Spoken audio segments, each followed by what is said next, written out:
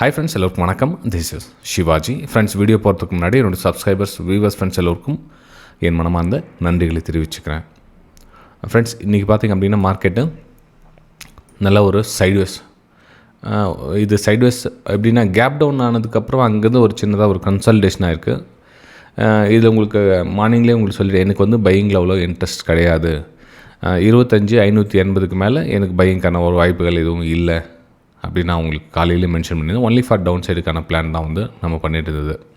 Okay, so அதே மாதிரி காலையில் பார்த்திங்கன்னா இந்த மொமெண்ட்டில் இந்த பிரேக் டவுனில் ஒரு டவுன் சைடுக்கான பிளான் பண்ணாங்க. ஆல்மோஸ்ட் எல்லாத்துல எல்லாம் ப்ராஃபிட் புக் பண்ணிட்டாங்க. இந்த இடத்துல இன்னும் ஒரு சில வந்து வெயிட் பண்ணிட்டுருங்க. இந்த 25,480 வெயிட் பண்ணிட்டுருங்க. மேபி அவங்களுடைய ரிவர்ஸில் ஸ்மால் ப்ராஃபிட் அல்லது காஸ்ட்டு வந்து வெளியே வந்துடுச்சு. இப்போ அதுக்கப்புறம் பார்த்திங்க அப்படின்னா இந்த இடத்துல நிறைய வந்து அந்த பிரேக் டவுன் இந்த மாதிரி பிரேக் டவுன் பிரேக் அவுட் நிறைய ஆப்பர்ச்சுனிட்டிஸ்லாம் வந்து இதில் என்ன பார்த்திங்கன்னா எல்லாம் ஸ்டாப் லாஸ் அதாவது பையிங் சைடு, அப்பர் சைடு. அதே மாதிரி டவுன் சைடு பார்த்திங்க அப்படின்னா உங்களுக்கு அந்த பாட்டம் க்ரியேட் ஆகிட்டு போயிட்டு இருக்கு பாருங்க. இந்த லோஸ் எல்லாமே க்ரியேட் ஆகிட்டு போயிட்டுருக்கு. ஆனால் இந்த மேலே ஒரு ஹை கட் ஆகிட்டு எல்லாம் பார்த்திங்கன்னா வந்து பையிங் ஒரு ஆப்பர்ச்சுனிட்டி வந்து ப்ராஃபிட் புக் பண்ணியிருப்பாங்க. உங்களுக்கு அந்த ஸ்டார்டிங்கில் இன்றைக்கி ஷார்ட்ஸ் ஒன்று வீடியோ போட்டிருந்தேன். நம்மளுடைய கையில் நமக்கு இல்லாத ஒரு ப்ராஃபிட், ஒரு இமேஜ் வர மாதிரி காமிக்கும். இப்போ ட்ரெண்டு டவுனாக இருக்குதுன்னு வச்சுங்களேன். ஸோ ப்ரைஸ் வந்து கீழே இந்த மாதிரி மேலே போகுது. ஸோ இதில் வந்து நான் இதில் ப்ராஃபிட் பண்ணிவிட்டேன், நான் இன்றைக்கி ஹாப்பி அப்படின்னு நீங்கள் நினச்சிங்க அப்படின்னா அது வந்து நிரந்தரமான ஒரு விஷயமாக அது இருக்காது. ஏன்னா ட்ரெண்டுக்கு ஆப்போசிட்டாக வந்து ஒரு சின்னதாக ஒரு புல் பேக் அல்லது ரிவர்ஸ் வர சொல்லி இதில் நான் பையிங் பண்ணி நான் ப்ராஃபிட் பண்ணியிருக்கேன் அப்படின்றது மேபி இன்றைக்கி சந்தோஷமாக இருக்கலாம். நாளைக்கும் வந்து நான் அந்த ப்ராஃபிட்டில் பிரேக் அவுட்டில் நீங்கள் ப்ராஃபிட் எடுத்துருக்கலாம். ஆனால் நீங்கள் உங்கள் ட்ரெண்டுக்கு ஃபேவராக ஒரு போசலோ அந்த செட்டப் அவாய்ட் பண்ணுறது பெட்டராக இருக்கும். இதில் வந்து இந்த ப்ராஃபிட் எனக்கு வந்துடுச்சு அப்படின்றது கொஞ்சம் வெயிட் பண்ணி இன்றைக்கி எதுவும் செட்டப் கிடைக்கல பரவாயில்ல அப்படின்றத எடுத்துட்டிங்க அப்படின்னா உங்களுக்கு யூஸ்ஃபுல்லாக இருக்கும் நான் நம்புகிறேன்.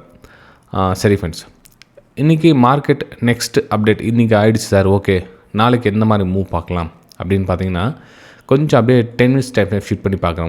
உங்களுக்கு கொஞ்சம் புரிய வரும்னு நினைக்கிறேன். ஐ திங்க் இதான் டெலீட் பண்ணிடுறேன், ஏன்னா இன்றைக்கி மார்க்கெட் முடிஞ்சிச்சு. இப்போ கீழே பார்த்தீங்கன்னா இந்த இடத்துல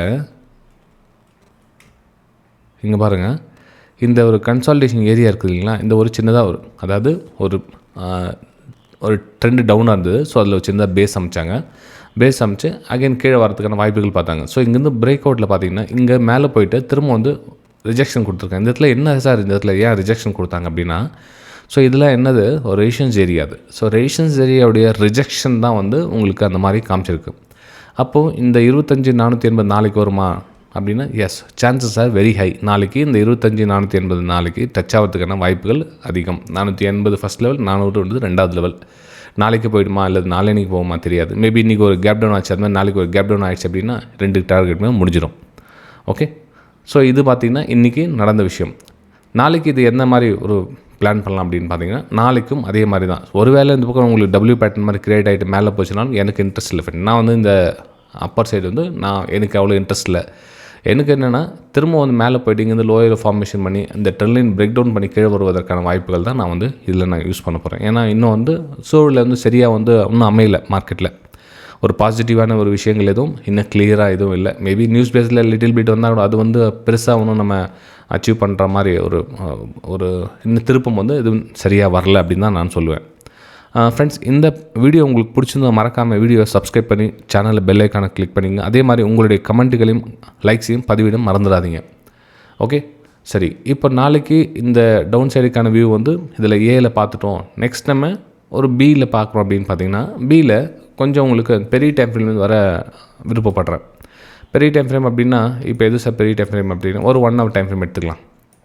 ஓகே, ஸோ 1 hour டைம் ஃப்ரேமில் உங்களுக்கு என்ன வருது இன்றைக்கி காலையில், அதாவது அந்த ஃபஸ்ட்டு கேண்டில் வந்து செல்லிங் கேண்டில் வந்து ப்ரெஷர் கொடுத்தாங்க. அதாவது இந்த பையிங் கேண்டில் இருந்துச்சு இல்லைங்களா, ஸோ இந்த பையிங் கேண்டிலுடைய ஆல்மோஸ்ட் இந்த இடத்துல கீழே வந்து க்ளோசிங் கொடுத்துட்டாங்க.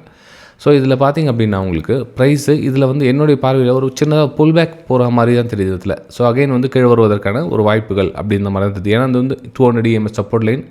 ஸோ அகைன் இந்த 200 EMA லைன் கிட்ட இன்னும் ஒரு டைம் வருவதற்கான ஒரு வாய்ப்புகளாக தான் நான் அதை பார்க்குறேன். ஸோ இதில் பார்த்திங்க அப்படின்னா இதில் பியில் கூட என்னுடைய வியூ வந்து ஒரு டவுன் சைடுக்கான வியூ தான்.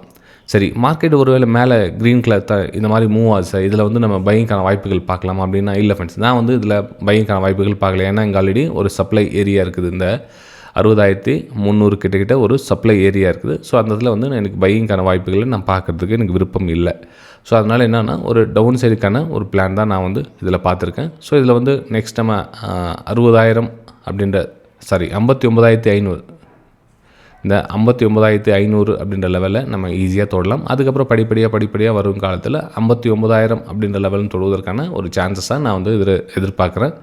பியில் ஒரு அப்பர் சைடு வந்து பார்த்திங்கன்னா இதில் என்னுடைய கணிப்பு பிரகாரம் இல்லை ஃப்ரெண்ட்ஸ்.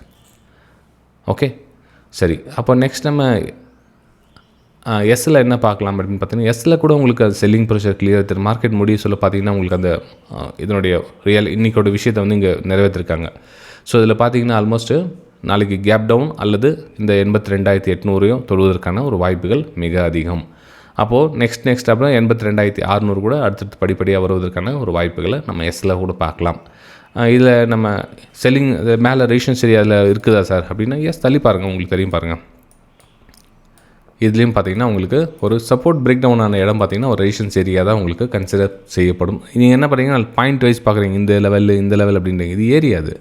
ஸோ இந்த ஏரியாவில் ப்ரைஸ் வந்து ரிஜெக்ஷன் கொடுத்துருக்காங்க. ஸோ அகைனுக்கு மேலே போனால் கூட உங்களுக்கு செல்லிங் ப்ரெஷர் வருவதற்கான ஒரு வாய்ப்புகள் தான் இதில் வந்து பிரகாசமாக தெரியுது ஃப்ரெண்ட்ஸ். ஓகே, சரி. இந்த வீடியோ உங்களுக்கு பிடிச்சிருக்க நம்புறேன். நம்ம அடுத்த வீடியோ சந்திக்கலாம். தேங்க்யூ.